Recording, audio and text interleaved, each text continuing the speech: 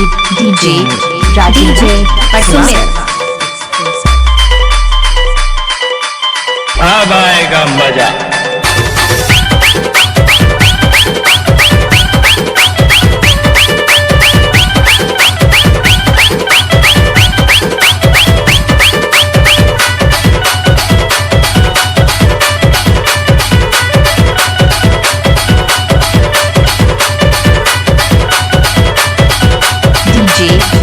Exclusive DJ Sumit।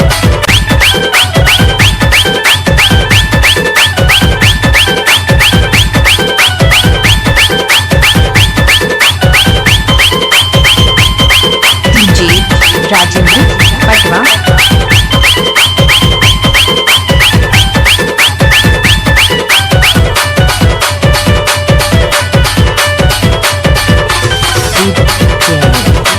Sumit exclusive.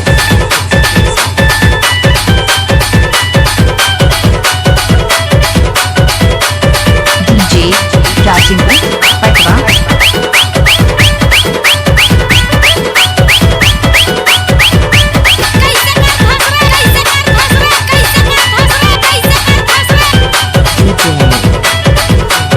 अरे थक गए क्या?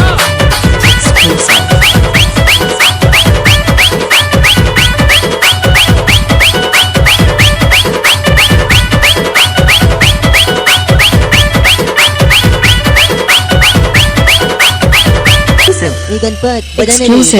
DJ Sumit। DJ Rajendra Patwa।